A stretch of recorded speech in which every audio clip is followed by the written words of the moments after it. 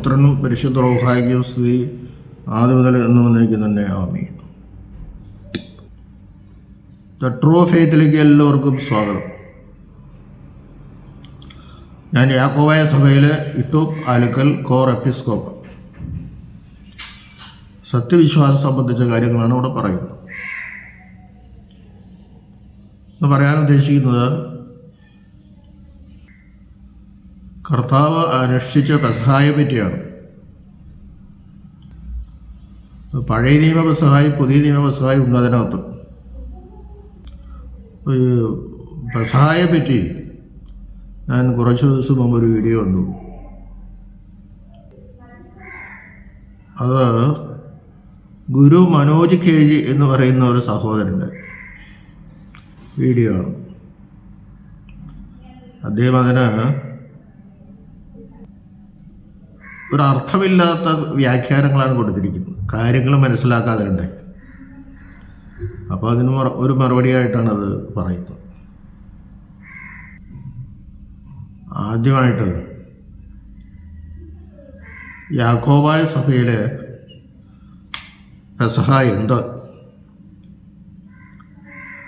കർത്താവ് സ്ഥാപിച്ച വിശുദ്ധ കുർബാന എന്ത്, അതിനെപ്പറ്റി സഭയുടെ വിശ്വാസത്തെപ്പറ്റി ഞാനൊന്ന് പറയുകയാണ്. നമുക്കറിയാം, ഈജിപ്തിൽ നിന്ന് കനാൻ നാട്ടിലേക്കുള്ള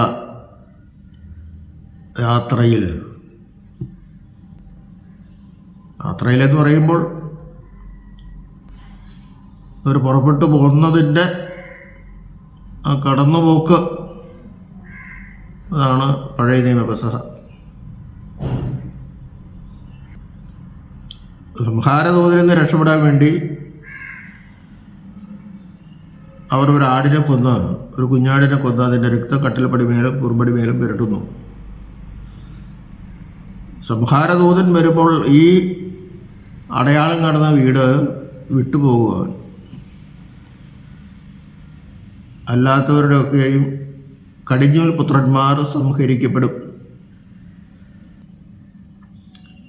ചുരുക്കത്തിൽ ഫറവോൻ്റെ പുത്രനും മരിച്ചു പോകുന്നതിൻ്റെ അർത്ഥം. അവിടെ നിന്ന് കടന്നു പോകുന്നതിൻ്റെ സ്മരണയ്ക്കായിട്ടാണ് കൊല്ലം തോറും ഇത് ആചരിക്കണമെന്ന് ദൈവം കൽപ്പിച്ചതാണ്. അന്ന് ഇസ്രായേൽ ജനത്തെ അല്ലെങ്കിൽ യഹൂദ ജനതയാണ് കർത്താവ് തെരഞ്ഞെടുത്തത്. അതൊക്കെ ശരിയാണ്. യഹൂദന്മാരെ രക്ഷയിലേക്ക് കൊണ്ടുവന്നിട്ട് അവർ മുഖാന്തരം മറ്റു ജാതികളും മറ്റുള്ളവരും രക്ഷ പ്രാപിക്കണമെന്നാണ് കർത്താവിൻ്റെ ആഗ്രഹം. പക്ഷേ അതൊന്നും യഥാർത്ഥമായിട്ട് നടന്നില്ല എന്നുള്ളതാണ് സത്യം. കാരണം യഹൂദന്മാർ അവനെ വിശ്വസിച്ചില്ല. നമുക്ക് പെസഹയിലേക്ക് വരാം. കർത്താവ് പെസഹ ആചരിക്കുന്നത് ശരിയായ പെസഹ ദിവസത്തിൻ്റെ 2 ദിവസം മുമ്പാണ്. മത്തായി 26 2 വായിക്കുമ്പോൾ കിട്ടും. അന്ന് പെസഹായും ശാബത്തും ഒരു ദിവസമായിരുന്നു. കർത്താവ് പരിശോധനയല്ലേ, ശാബത്ത് ശനിയാഴ്ചയാണ് നമുക്കറിയാം. അന്ന് തന്നെയായിരുന്നു പെസഹായി. യോഹന്നാൻ്റെ സുവിശേഷം ശരിക്കും വായിച്ചാൽ അത് മനസ്സിലാവും. ഇത് യോഹന്നാൻ്റെ സുവിശേഷത്തിൽ നിന്ന് ഒരുപാട് കാര്യങ്ങൾ പറയുന്നുണ്ടെങ്കിലും പറയേണ്ട വാക്യങ്ങളും അദ്ദേഹം വായിച്ചിട്ടില്ല എന്നുള്ളതാണ് അതിൻ്റെ ഞാൻ മനസ്സിലാക്കുന്നത്. അപ്പോൾ പെസഹ എന്ന് ഇവിടെ പറയുമ്പോൾ ശനിയാഴ്ചയാണ്. ഇപ്പോൾ വെള്ളിയാഴ്ച 3 മണിക്ക് കുഞ്ഞാടിനെ കൊല്ലണം. 3 മണി എന്ന് പറയുന്നത് നമ്മുടെ 3 മണി കേട്ടോ. അപ്പോൾ ആ വെള്ളിയാഴ്ച പെസഹയുടെ ഒരുക്കനാളെന്നാണ് പറയുന്നത്.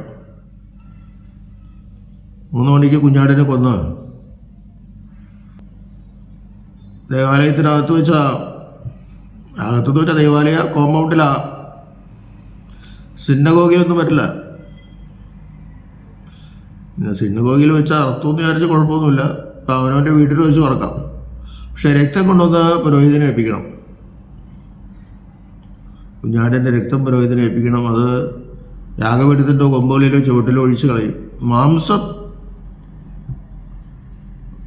നമുക്ക് ഭക്ഷിക്കാം. അതിൻ്റെ ആളുകളൊക്കെ ബന്ധപ്പെട്ടവർ ഭക്ഷിക്കാം. അതിൻ്റെ വിശദാംശങ്ങൾക്ക് പോണ്ട. അപ്പോൾ കർത്താവിനറിയാം വെള്ളിയാഴ്ച താൻ മരിക്കുമെന്നും ശനിയാഴ്ച പെസഹ ആചരിക്കാൻ പറ്റില്ല എന്നറിയാം. അതുകൊണ്ടാണ് പെസഹയ്ക്ക് 2 ദിവസം മുമ്പേ എന്ന് മത്തായി എടുത്ത് പറയുന്നത്. ശിഷ്യന്മാരും പത്രോസിനെ അവനയച്ചതിൻ്റെ ക്രമീകരണങ്ങൾ ചെയ്യാനൊക്കെ പറയും. അപ്പോൾ കർത്താവ് ആചരിച്ച പെസഹ ചെറു പെസഹ എന്ന് പറയും. അങ്ങനെ നിയമമുണ്ട് യഹൂദന്മാർക്ക്. പെസഹ ആചരിക്കാൻ പറ്റിയില്ലെങ്കിൽ ചെറു പെസഹ ആചരിക്കാം.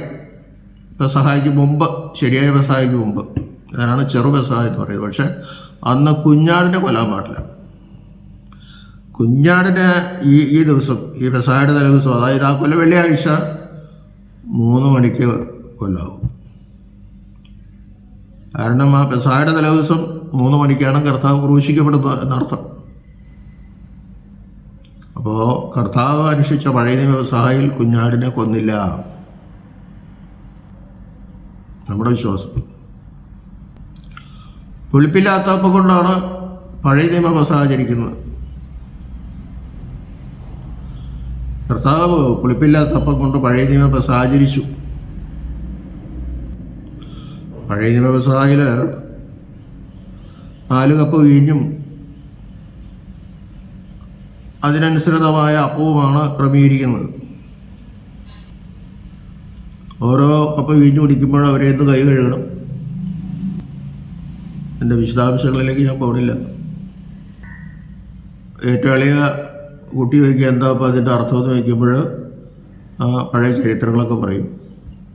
ഈജിപ്തിൽ നിന്ന് നമ്മുടെ കാരണവന്മാർ കർത്താവിൻ്റെ കൽപ്പന അനുസരിച്ച് നമ്മെ രക്ഷപ്പെടുത്തി അതുകൊണ്ട് കൊണ്ടുവന്നതിൻ്റെ ഓർമ്മയാണത്. ഇത് തലമുറകൾ വരെ ആചരിച്ചു വരിക. ഒരാളുടെ മരണം ആചരിക്കുമ്പോൾ 2ാമത്തെ കൊല്ലം 3ാമത്തെ കൊല്ലം അത് കുറഞ്ഞു വരുന്ന പോലെ ഇത് കുറയില്ല. ഏകദേശം 3000 കൊല്ലത്തിന് മുമ്പാണ്, 4000 അടുത്ത് എന്ന് പറഞ്ഞാൽ വലിയ തെറ്റൊന്നുമില്ല, ആണ് ഈ പെസഹ ആചരിച്ചു വരുന്നത്. അത് ഇത്രയും കൊല്ലം നടത്തിയിട്ടും അതിൻ്റെ ആചരണത്തിന് ഇന്നും അന്നും ഒരു കുറവില്ല. യഹൂദന്മാരിപ്പോഴും അത് ചിട്ടയായിട്ട് ചെയ്യുന്നു. നമ്മൾ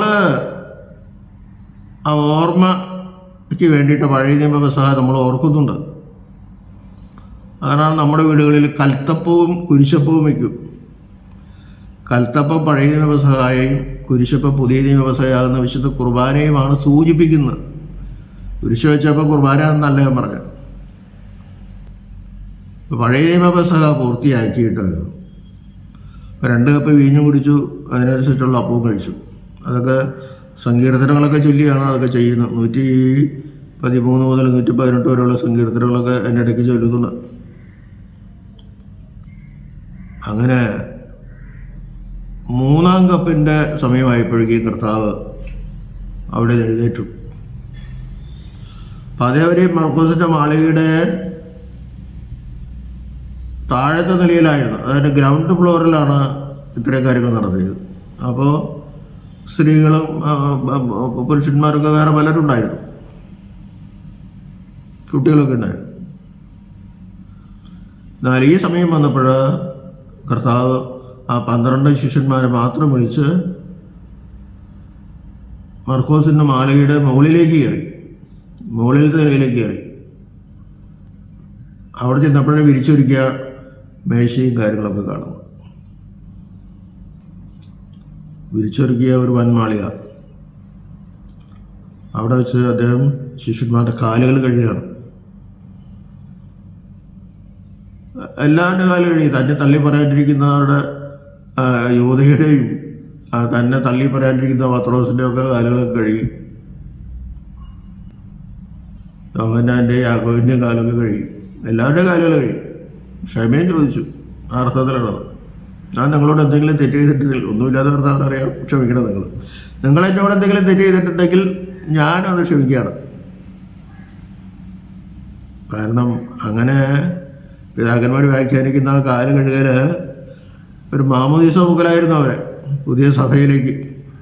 വിശുദ്ധ കുർബാന അനുഭവിക്കാൻ പോകണം, അതിൻ്റെ ശുദ്ധീകരണം അവർക്ക് വേണം. അവിടെ വെച്ച് അപ്പം എടുത്ത് വാഴ്ത്തിയിട്ട് പറഞ്ഞു, ഇത് എൻ്റെ ശരീരം. വീഞ്ഞെടുത്ത് വാഴ്ത്തിയിട്ട് പറഞ്ഞു, ഇതെൻ്റെ രക്തം. വിശുദ്ധവിവരങ്ങളെ പിന്നാലെ പറയാം. ഒന്ന് കാര്യം ശ്രദ്ധിക്കണം, കർത്താവ് മരിക്കുന്നതിന് മുമ്പാണ് വിശുദ്ധ കുർബാന സ്ഥാപിക്കുന്നത്. മരിച്ചു കഴിഞ്ഞിട്ടൊന്ന് അതിൻ്റെ പ്രസക്തി നഷ്ടപ്പെടും. പല തെറ്റിദ്ധാരണകൾ പലർക്കും വരും. 26 മുഴുവൻ അതുണ്ട്. പിന്നെ യോഹന്നാൻ്റെ 6 13 കാലുകളിലൊക്കെ മറ്റു കുർബാനയെ പറ്റിയുള്ള കാര്യങ്ങളുണ്ട്. ലൂക്കോസ് 22:15 മുതൽ അത് കാണാം. പഴയ വ്യവസായം കാണാം, അതിനകത്ത് പുതിയ വ്യവസായം കാണും. അപ്പം എടുത്തിട്ട് വാഴ്ത്തിട്ട് പറയുന്നത് എൻ്റെ ശരീരം. അതായത് വെള്ളിയാഴ്ച നിങ്ങൾക്ക് വേണ്ടി മുറിക്കപ്പെടുവാനാണ് എൻ്റെ ശരീരം എന്നർത്ഥം. അല്ലെങ്കിൽ നാളെ വ്യാഴാഴ്ച വൈകിട്ടാണ് പ്രസാദം നടത്തുന്നത്. നാളെ നിങ്ങൾക്ക് വേണ്ടി മുറിക്കപ്പെടുവാനിരിക്കുന്ന എൻ്റെ ശരീരം, അതാണ് എൻ്റെ അർത്ഥം. നിങ്ങൾക്ക് വേണ്ടി മുറിക്കപ്പെടുന്ന എൻ്റെ ശരീരം. സ്വർഗത്തിൽ നിന്ന് അപ്പം പറയേ, മോശമല്ല എൻ്റെ പിതാവ് തന്നത്, സമ്മതിക്കണം. പിതാവ് എന്നെ അയച്ചിട്ടാണ് ഞാനും വന്നത്. എൻ്റെ ശരീരം ലോകത്തിൻ്റെ ജീവന് വേണ്ടി കൊടുക്കുന്ന എൻ്റെ ശരീരം എന്ന് പറഞ്ഞു. എൻ്റെ മാംസം ലോകത്തിൻ്റെ ജീവന് വേണ്ടി കൊടുക്കുന്ന, യഹൂദന്മാർക്ക് വേണ്ടി മാത്രമല്ല, ലോകത്തിൻ്റെ ജീവന് വേണ്ടി, ലോകത്തിൻ്റെ ജീവന് വേണ്ടി, ജീവന് വേണ്ടി, ജീവന് വേണ്ടി. അങ്ങനെ എടുത്തു പറയാൻ കാരണം അദ്ദേഹം പറയുന്നത് അത് വചനമാണെന്നൊക്കെ, പിതാവിൻ്റെ വചനമാണെന്നൊക്കെ പറയുന്നത്. ഒന്നാമതിൽ അദ്ദേഹത്തിന് തൃത്വത്തെ പറ്റി ഒരു വിവരമില്ല, അത് അദ്ദേഹം വിശ്വസിക്കുന്നില്ല. ഞാൻ മനസ്സിലാക്കുന്നത് പിതാവിൽ നിന്ന് പുത്രൻ ജനിക്കുന്നു, പിതാവിൽ നിന്ന് പരിശുദ്ധ റൂഹ പുറപ്പെടുന്നു. അവർക്ക് വാക്യങ്ങളുണ്ട്, അത് വിശദമായിട്ടൊന്നും പറയുന്നവരില്ല. ആദ്യം വചനമുണ്ടായിരുന്നു, വചനം ദൈവത്തോടുകൂടിയായിരുന്നു, വചനം ദൈവമായിരുന്നു. അതാണ് യോഹന്നാൻ 1:1 പറയുന്നത്. ഈ വചനം എന്ന് പറയുന്നതാണ് പുത്രൻ.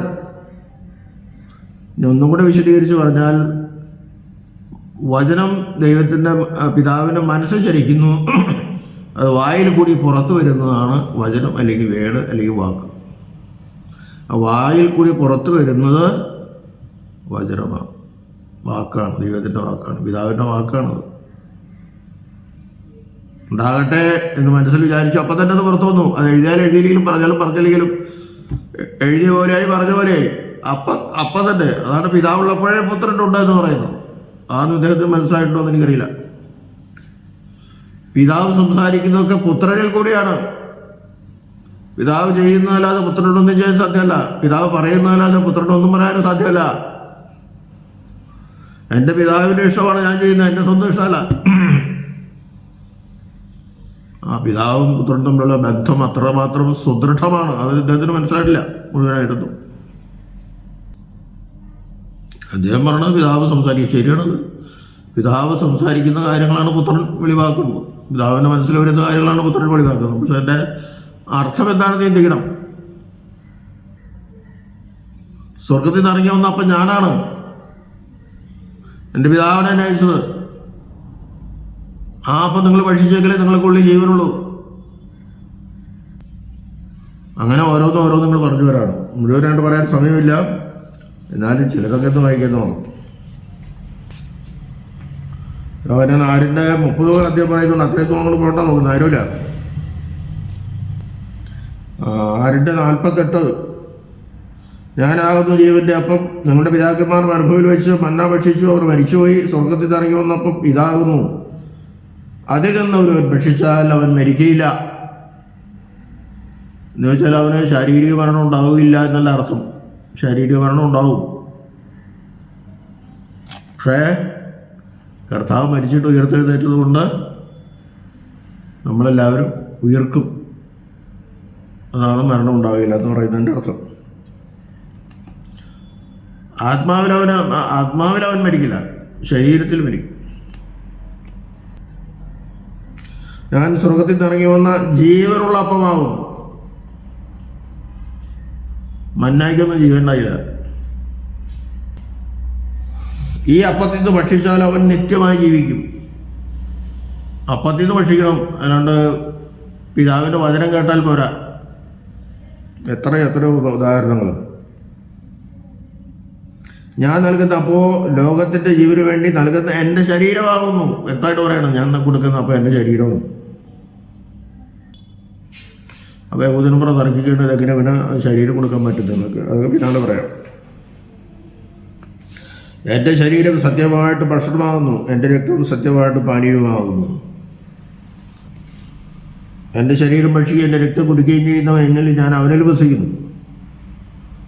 അവസാന നാളിൽ ഞാൻ അവനിൽ വസിക്കുന്നു. ജീവനുള്ള പിതാവ് 57 ആറിൻ്റെ 57 വലിയ ഇതായിട്ട് കൊണ്ടുവരുന്നത്. 6ൻ്റെ 57 എന്താ പറയുന്നത്? ജീവനുള്ള പിതാവ് എന്നെ അയച്ചിട്ട് പിതാവ് നിമിത്തം ഞാൻ ജീവനുള്ളായിരിക്കുന്ന പോലെ എന്നെ ഭക്ഷിക്കുന്നവനും ഞാൻ നിമിത്തം ജീവിക്കും. ജീവനുള്ള പിതാവ് എന്നെ അയച്ചിട്ട് പിതാവ് നിമിത്തം ഞാൻ ജീവനുള്ളവനായിരിക്കുന്ന പോലെ, പിതാവ് നിമിത്തം ഞാൻ ജീവനുള്ളവനായിരിക്കുന്നത് പോലെ, പിതാവ് നിമിത്തം ഞാൻ ജീവനുള്ളവരായിരിക്കുകയാണ്, അല്ലാണ്ട് പിതാവിനെ തിന്നാലവിടെ. പിതാവ് നിമിത്തം ഞാൻ ജീവനുള്ളവനായി തീരുകയാണ് ചെയ്യുന്നത്. അതുപോലെ എന്നെ ഭക്ഷിക്കുന്നവൻ ഞാൻ പോലെ ജീവിക്കും. ജീവനാണ് അവിടെ പ്രധാനം, ജീവനും രക്ഷയുമാണ് അവിടെ പറയുന്നത്. 57 വ്യാഖ്യാനം ഞാൻ ഒന്നുകൂടെ വായിക്കാം. വിശുദ്ധ കുർബാന അനുഭവിക്കുന്നത് മൂലം അനുഭവിക്കുന്ന ആളും കർത്താവും തമ്മിൽ ഉളവാകുന്ന ബന്ധത്തെ പിതാവും പുത്രനും തമ്മിലുള്ള ബന്ധത്തോട് ഉപമിക്കുന്നു. ജീവന്റെ മൂലസ്ഥാനവും ഉറവയുമായ പിതാവിൽ നിന്നാണ്. ജീവന്റെ മൂലസ്ഥാനം പിതാവാണ്. ജീവൻ ഒഴുകുന്നതും പിതാവിൽ നിന്നാണ്. ജീവന്റെ ഉറവ അവനാണ്. വിശുദ്ധ തൃത്വത്തിൽ പറയുന്ന എല്ലാത്തിൻ്റെ ആധാര പിതാവാണ്. സ്ഥലത്തിൻ്റെ സോഴ്സ് പിതാവാണ്. പിതാവിൽ നിന്ന് പുത്രൻ ജനിക്കുന്നു. ആ പിതാവ് പൂർണ്ണ ദൈവമായതുകൊണ്ട് പിതാവിൽ ജനിക്കുന്ന പുത്രനും പൂർണ്ണ ദൈവമാണ്. പിതാവിൽ നിന്നും പരിശുദ്ധ പുറപ്പെടുന്നതുകൊണ്ട് പിതാവ് പൂർണ്ണ ദൈവമാണെങ്കിൽ പിതാവിൽ നിന്ന് പുറപ്പെടുന്ന പരിശുദ്ധമായി പൂർണ്ണ ദൈവമാണ്. അതാണ് ദൈവത്തിൽ 3 ദൈവീക വ്യക്തികളുണ്ട്, പിതാവ് പുത്രനും പരിശുദ്ധ. ദൈവത്വത്തിൽ 3 പേരും ഒരേ സാരാംശമാണ്, എന്നാൽ ആളത്വത്തിൽ വ്യത്യാസമുണ്ട്. അതൊക്കെ പിന്നെ പറയാം, അത് നമ്മുടെ ഇവിടുത്തെ വിഷയമില്ല, അതുകൊണ്ടൊന്നും പറയുന്നില്ല. അപ്പോൾ ഇത് മനസ്സിലാക്കുക. ജീവന്റെ മൂലസ്ഥാനവും ഉറവയുമായ പിതാവിൽ നിന്ന് പുത്രൻ ജീവശക്തി പ്രാപിക്കുന്ന പോലെ തിരുശരീരങ്ങളുടെ അനുഭവം മൂലം നാം കർത്താവിൽ നിന്ന് ജീവനെ പ്രാപിക്കുന്നു. ഉണ്ടോ? അതാണ് അതിൻ്റെ അർത്ഥം, വ്യാഖ്യാനം 6ൻ്റെ 57. അല്ലാണ്ട് അവിടെ പിതാവിൻ്റെ അതിനൊന്നുമല്ല. മനോജ് സഹോദരനത് മനസ്സിലാക്കണം. ഞാനിതിന് മറുപടി പറയുന്നത് പലരും ഇത് ബാലിശമാണെന്ന് പറഞ്ഞ് തള്ളും. പക്ഷെ എല്ലാവരും അങ്ങനെ തള്ളിക്കളഞ്ഞാൽ ഇദ്ദേഹം പറയുന്നത് ശരിയാണെന്ന് ഇദ്ദേഹം ധരിക്കും. കുറേ ആളുകൾ ഇത് ധരിക്കും. ആയിരക്കണക്കിന് ആളുകൾ അദ്ദേഹത്തിനടുത്ത് വന്ന് യേശുക്കളായി എന്ന് പറയാൻ എനിക്കറിയില്ല, യേശുവായിട്ട് പലരും ഇങ്ങനെ ഇവിടെ ജീവിക്കുന്നുണ്ട്. ഞാനും ദൈവത്താൽ വിളിക്കപ്പെട്ട് ഞാൻ എഴുന്നേൽപ്പിച്ചതാണ് ഈ സത്യം നിങ്ങൾ മനസ്സിലാക്കാൻ എന്താ അദ്ദേഹം പറയുന്നത്. മറ്റുള്ളവർക്ക് ഒരു മണ്ണന്മാരെന്നുള്ള അർത്ഥത്തിലാണ് അദ്ദേഹം പറയുന്നത്. മെത്രാന്മാരെയും ഒട്ടക്കാരെയും മാഷന്മാരൊക്കെ കുറ്റപ്പെടുത്താണ്. അവരുടെ രക്ഷ പ്രാപിക്കില്ല. യഹൂദന്മാർ കുറ്റപ്പെടുത്തിയതുപോലെയാണ് നിങ്ങളിപ്പോൾ എന്നെ കുറ്റപ്പെടുത്തുന്നത് അദ്ദേഹം പറയുമ്പോൾ. യഹൂദന്മാർ അടയാളം ചോദിച്ചു, പക്ഷേ ഇപ്പോഴത്തെ നമ്മളൊരു അടയാളം ചോദിക്കില്ല.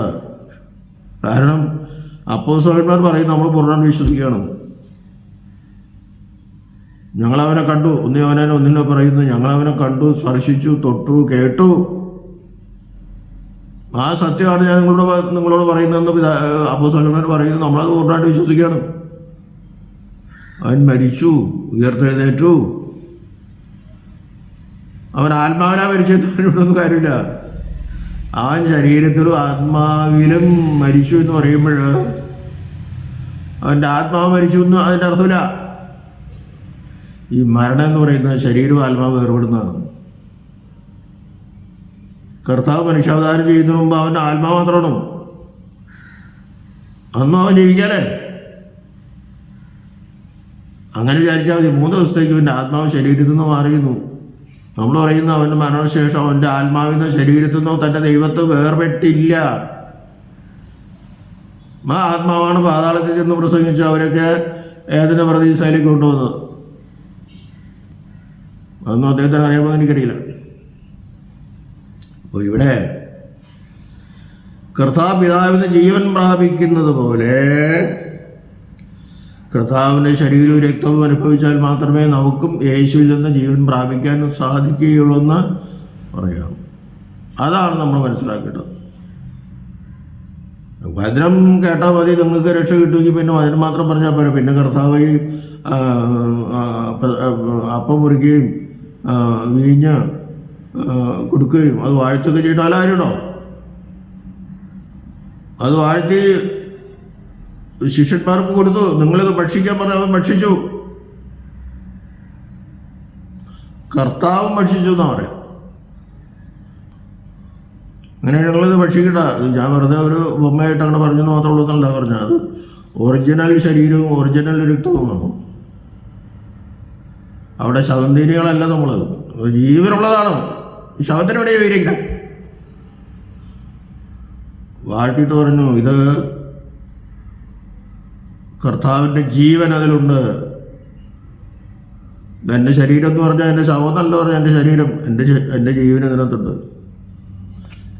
പിതാവിന് ഞാൻ പ്രാപിച്ച ജീവൻ നിങ്ങൾക്ക് തരുന്നത് ഈ എൻ്റെ ശരീരത്തിൽ കൂടിയും എൻ്റെ രക്തത്തിൽ കൂടിയുമാണ്. മത്തായി 26:28 പറയുന്നുണ്ട്. പാനപാത്രം എടുത്ത് വാഴ്ത്തിയിട്ട് പറഞ്ഞു, ഇത് നിങ്ങൾക്ക് വേണ്ടി ചൊരിയുന്ന പാപമോചനത്തിനായുള്ള എൻ്റെ രക്തം. 26:28 വായിച്ചു നോക്കിയോ. പാപമോചനത്തിനായി ഞാൻ നൽകുന്ന എൻ്റെ രക്തം. പാപം മോചിക്കപ്പെടണം. ആദാമിൻ്റെ പാപം മുതൽ കിടക്കാനങ്ങനെ. എൻ്റെ മനോജ സഹോദരൻ, നിങ്ങളൊന്നും ഒരിക്കലും സ്വർഗം കാണൂല. ആദാമ്യ പാപത്തിൽ നിങ്ങളിപ്പോഴും ഒഴുകി കിടക്കുകയാണ്. ശരിയായ മാമോദിസ നോക്കണം, കർത്താവിൻ്റെ ശരീരങ്ങൾ അനുഭവിക്കണം, അല്ലെങ്കിൽ പോയത് തന്നെ. ഒരിക്കലും കർത്താവിൻ്റെ സ്വർഗത്തിലെത്താൻ പറ്റില്ല. നിങ്ങളിപ്പോൾ പറഞ്ഞു നിങ്ങൾ കർത്താവിൻ്റെ കൂടെ സ്വർഗത്തിൽ അവൻ്റെ വലതുവശത്തിരിക്കുകയാണ്. അതൊക്കെ ശരിയാണ്. കർത്താവിൻ്റെ വലതുവശത്ത് എല്ലാവരും അവിടെ പോയിട്ടുണ്ട്. നിങ്ങളെ വിശ്വസിക്കുന്ന എല്ലാവരും അവിടെ പോയിട്ടുണ്ട്. ശരിയാണ്. യേശു മനുഷ്യത്തോടെ അദ്ദേഹം പറഞ്ഞു, എന്തൊരു ബോധം. ലൂക്കോസ് 1:26 മുതലാണ് വായിക്കുകയും മറിയാവിൻ്റെ അടുത്ത് മാലാഹ എന്ന് പറഞ്ഞ കാര്യങ്ങളൊക്കെ. മാലാഹ പറയുന്നത്, ഞാൻ ദൈവസംഘത്തിലെ ഗബ്രിയേലാണ്, പിതാവിൻ്റെ പകരമായിട്ട് ഞാൻ വന്നേക്കണേ, പിതാവിൻ്റെ അംബാസഡറായിട്ട് ഞാൻ വന്നേക്കണേ. നിനക്ക് സ്വർഗത്തിൽ നിന്ന് കൃപ ലഭിച്ചിരിക്കുന്നു.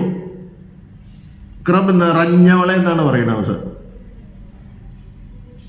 വെറുതെ ലഭിച്ച പോരാ, കൃപ നിറയാനാണ്. അതുകൊണ്ട് അവളെ എന്നും കന്യയാണെന്ന് പറയണേ. കൃപ ലഭിച്ചാൽ അത് ഇച്ചിരി മാറിപ്പോലും, പക്ഷെ കൃപ നിറഞ്ഞിരിക്കുകയാണ് അവളല്ലോ. എപ്പോഴും നിറഞ്ഞവളാണ്. അതുകൊണ്ട് അവളെന്നും കന്യകയാണ്, എന്നും ദൈവമാതാവാണ്. നീ ഗർഭം ധരിച്ചൊരു പുത്രനെ പ്രസവിക്കുന്ന പറഞ്ഞു, വെറുതെ ഒരു ശിശു ഉണ്ടാവുന്നല്ല പറഞ്ഞു. അങ്ങനെ വിശദമായിട്ടൊന്നും പോണില്ല. അവൻ യേശുവിൻ്റെ പേരിടണം, അവൻ ദൈവപുത്രൻ എന്ന് വിളിക്കപ്പെടും. മനുഷ്യപുത്രൻ അല്ല സഹോദര. ലൂക്കോസ് 1:26 മുതലാണ് വായിക്കുക. അവൻ ഇസ്രായേൽ ഗ്രഹത്തിൻ്റെ എന്നേക്കും രാജാവായിരിക്കും. ഇസ്രായേൽ ഗ്രഹം എന്ന് പറയുന്നത് പഴയ നിയമത്തിലെ ഇസ്രായേൽ, പഴയ ഇസ്രായേൽ, പുതിയ നിയമത്തിലെ ഇസ്രായേൽ, പുതിയ ഇസ്രായേൽ. ഞങ്ങളെങ്ങനെ വിശ്വസിക്കും? നിങ്ങളെങ്ങനെയും വിശ്വസിച്ചു. ആ പഴയതിനോട് ബന്ധപ്പെട്ടാണ് പുതിയ നിയമം കിടക്കുന്നത്. പഴയ നിയമം നിഴല്, പുതിയ നിയമം പൊരുളാണ്. രക്തബലികൾ അർപ്പിക്കാൻ പറഞ്ഞത് കർത്താവിൻ്റെ ക്രൂശിലെ ബലിയുടെ മുൻകുറിയായിട്ടാണ്. കർത്താവിൻ്റെ രക്തബലി പോലെ രക്തബലി നിർത്തപ്പെടുക. എബ്രായർ 10:9 വായിക്കുമ്പോൾ അറിയാം, രണ്ടാമത്തേതിനെ സ്ഥാപിക്കാൻ വേണ്ടി ഒന്നാമത്തേതിനെ അവൻ നീക്കി കളഞ്ഞു. ഇനി രക്തബലി വേണ്ട, ആർക്കും രക്തബലി വേണ്ട. രണ്ടാമത്തേത് സ്ഥാപിക്കുക, അതാണ് വിശുദ്ധ കുർബാന. എൻ്റെ ഓർമ്മയ്ക്കായിട്ട് ഇത് ചെയ്യണം. അത് പരിശുദ്ധ പൗലോസ്ലീഹ പറയണല്ലേ, 1 കൊരിന്ത്യർ 26 മുതൽ വായിക്കുമ്പോൾ, ഇത് അശുദ്ധമായി ഭക്ഷിച്ചാൽ കർത്താവിൻ്റെ ശരീരവും രക്തവും സംബന്ധിച്ചുള്ള കുറ്റക്കാരായിരിക്കും.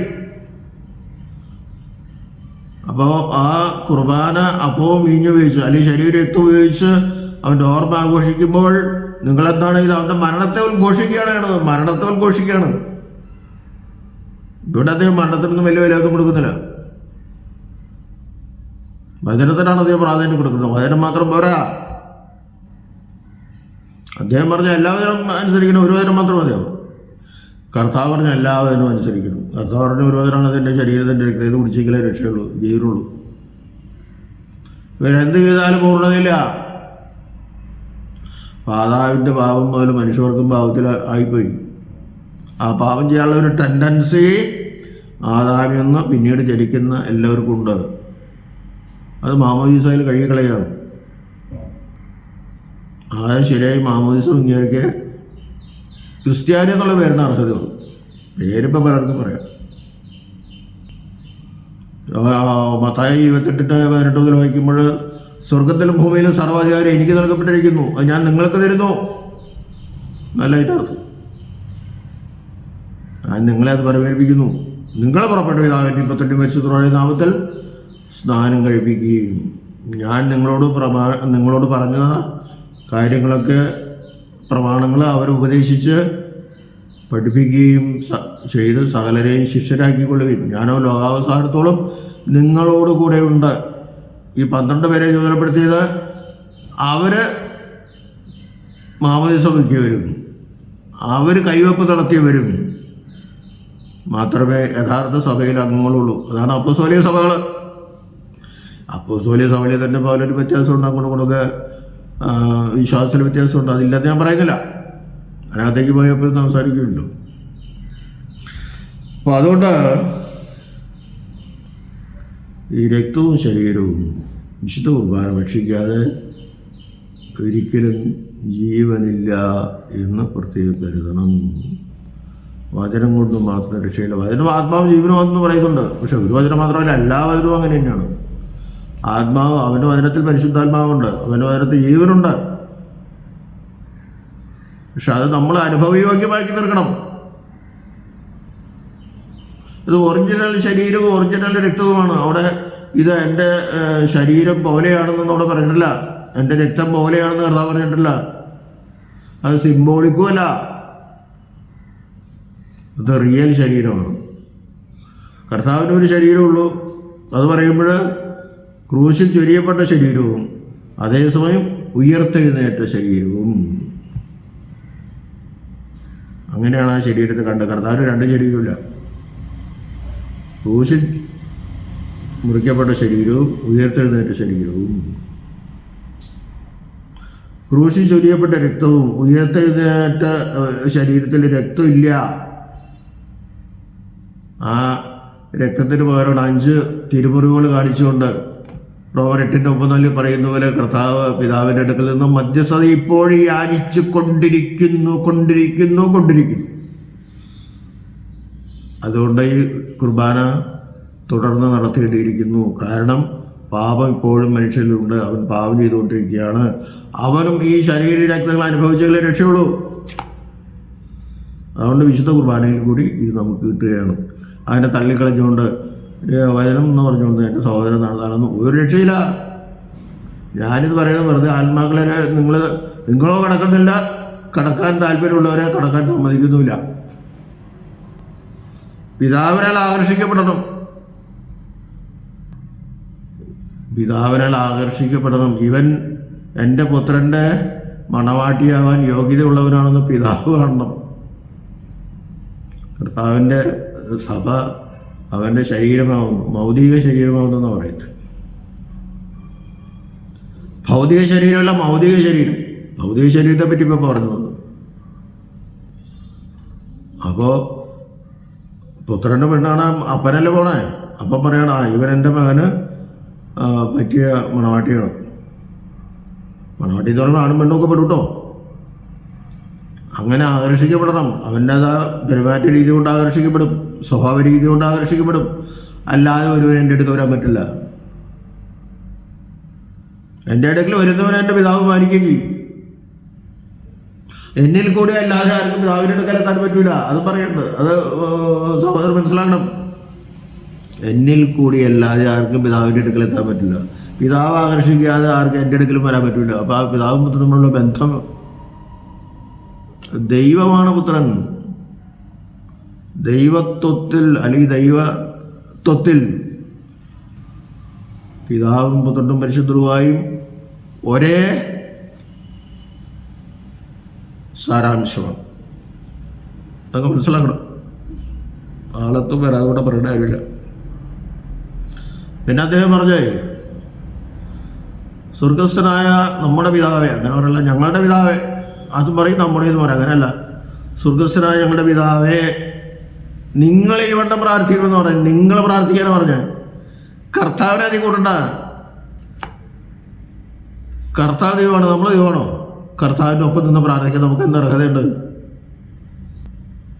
മാമോദീസ പോലെ നമ്മൾ സഹോദരനായിട്ട് തീരുമെന്ന് പറഞ്ഞു കഴിഞ്ഞാൽ പിതാവിൻ്റെ സ്വാഭാവിക പുത്രനാണ് യേശു. നമ്മൾ സ്വാഭാവിക പുത്രന്മാരല്ല, നമ്മൾ സൃഷ്ടിക്കപ്പെട്ട മക്കളാണ്. പുത്രൻ്റെ പിതാവ് സൃഷ്ടിച്ചതല്ല, പുത്രനുള്ളപ്പോൾ പിതാവുണ്ട്. അതായത് പിതാവിൻ്റെ വചനമാണ് പുത്രൻ. നമ്മൾ പിതാവിൻ്റെ വചനമൊന്നുമല്ല. അപ്പോൾ നമ്മൾ കൂടെ ഇരുന്നുകൊണ്ട് പ്രാർത്ഥിക്കാൻ, ഇപ്പോൾ സ്വർഗസ്ഥനായ ഞങ്ങളുടെ പിതാവെന്ന് പറഞ്ഞാൽ നിങ്ങൾ പ്രാർത്ഥിക്കാനാണ് പറഞ്ഞത്. രണ്ട് കർത്താവിൻ്റെ കൂടെ നിന്ന് സഹോദരൻ മനോജ് സഹോദരനും ഞാനൊക്കെ ഒരുമിച്ച് പ്രാർത്ഥിക്കലല്ലത്. നിങ്ങൾ പ്രാർത്ഥിക്കുവിൻ. കർത്താവ് ഞാനും നീ ഒന്നായിരിക്കുന്ന പോലെ ഇവരും നമ്മിലൊന്നാകണമെന്ന് പറഞ്ഞു കഴിഞ്ഞാൽ നമ്മൾ എല്ലാവരും ദൈവമാണെന്നാണ് അദ്ദേഹം പറഞ്ഞുള്ളത്. അദ്ദേഹം ഇടയ്ക്കിടയ്ക്ക് ഹിന്ദു ആശയം കൊണ്ടുവരുന്നുണ്ട്. അതുകൊണ്ടാണ് ഗുരു മനോജ് എന്നൊക്കെ പറയുന്നത് എനിക്കറിയില്ല. നമ്മൾക്ക് കർത്താവ് കയറിയിട്ട് പോയി. നമ്മളൊക്കെ യേശുക്കളാണ്, സ്ലീഹന്മാർ യേശുക്കളാണ്, നമ്മൾ യേശുക്കളാണ്. പത്രോസ് തള്ളി പറഞ്ഞെങ്കിലും പിന്നെ ഇവർ ആത്മാവിൽ സംസാരിച്ചു, അതൊക്കെ ശരിയാണ്. പക്ഷെ നമുക്കൊരിക്കലും ദൈവമാകാൻ പറ്റില്ല സാറേ, ഒരിക്കലും പറ്റില്ല. ദൈവത്തെ പോലെയാ, ഒരിക്കലും നമുക്ക് ദൈവമാകാൻ പറ്റില്ല. ദൈവത്തെ പോലെയാകാമെന്ന് പറഞ്ഞാണ് സാധാരണ വഞ്ചിച്ചത്. പക്ഷെ സത്യത്തിൽ അവനെ നിയമം അനുസരിച്ച് പോയി അവൻ ദൈവത്തെ പോലെ ആയനെ. അത് തെറ്റിപ്പോയി. സ്വാതന്ത്ര്യം കൊടുത്തവന് കർത്താവെന്ന് നമുക്ക് സ്വാതന്ത്ര്യം തിരിച്ചു തരാനല്ല, ഏതെന്ന പാപത്തിൽ നിന്നുള്ള സ്വാതന്ത്ര്യം തിരിച്ചു തരാനാണ് വന്നത്. പാപത്തിൽ നീ അടിമപ്പെട്ട് കിടക്കാണ്, അല്ലാണ്ട് ഫറവോന്റെ അടിമത്വത്തിലൊന്നുമല്ല. നീ പാപത്തിൻ്റെ അടിമത്വത്തിൽ നീ കിടക്കാണ്. അതിൽ നിന്ന് തന്നെ മോചിപ്പിക്കാണ് അവൻ്റെ ശരീരത്തിൽ കൊടുത്തത്. അവൻ പൂർണ്ണ ദൈവം പൂർണ്ണ മനുഷ്യനുമാണ്. മനുഷ്യൻ മരിച്ചാലത് ഒരിക്കലും ഒരു പാപത്തിനുമില്ല. ദൈവവും മനുഷ്യനുമായവൻ മരിച്ചാലേ പാപമോചനം കിട്ടൂ. 1 തീമോസ് 2:5 പറയുന്നത്. ദൈവത്തിനും മനുഷ്യർക്കിടയിൽ മധ്യസ്ഥനാര്? മനുഷ്യനായ യേശുക്രിസ്തു തന്നെ. മനുഷ്യനായ യേശുക്രിസ്തു എന്ന് പറയുമ്പോൾ യേശുക്രിസ്തു മനുഷ്യൻ എന്നല്ല എൻ്റെ അർത്ഥം, അവൻ ദൈവവും മനുഷ്യനുമാണെന്നാണ്. ഞാൻ നേരത്തെ പറഞ്ഞില്ല, 1 ലൂക്കോസ് 26 വായിക്കുമ്പോൾ അവൻ യേശു എന്ന് പേരിടണം. അവൻ ദൈവപുത്രനാണ്, അവൻ ദൈവപുത്രൻ എന്ന് വിളിക്കപ്പെടും. അവൻ എന്നേക്കും രാജാവാണ്. അപ്പോൾ യേശു വേറെ ക്രിസ്തു വേറെ എന്നൊന്നും പറയില്ല സഹോദര. യേശു മനുഷ്യനല്ല, യേശു ദൈവവും മനുഷ്യനുമാണ്. അവൻ ഈ ജോലിക്ക് വേണ്ടി അഭിഷിക്തനായി പരിശുദ്ധ റൂഹായാൽ മാമോദീസ സമയത്തെ, അതുകൊണ്ടാണ് അഭിഷിക്തൻ എന്ന് വരുന്നത്. അപ്പോൾ പറയുമ്പോൾ യേശു ക്രിസ്തു എന്ന് പറയണം. യേശു അല്ല ക്രിസ്തു, ക്രിസ്തു അല്ല യേശു. നമ്മളൊക്കെ യേശുക്കളാണ് എന്നൊക്കെ പറഞ്ഞേ വെറുതെ പാവം ജനങ്ങളെ പറ്റിക്കില്ലേ. പിന്നെ ഒരു കാര്യം കൂടി ഞാൻ പറയാം. പുളിപ്പില്ലാത്ത അപ്പം കൊണ്ടല്ല ഞങ്ങൾ വിശുദ്ധ കുർബാന അർപ്പിക്കുന്നത്, പുളിപ്പുള്ള അപ്പം കൊണ്ട് തന്നെയാണ്. വെള്ളിയാഴ്ച സന്ധ്യ മുതലാണ് പുളിപ്പ് മാറ്റപ്പെടേണ്ടത്.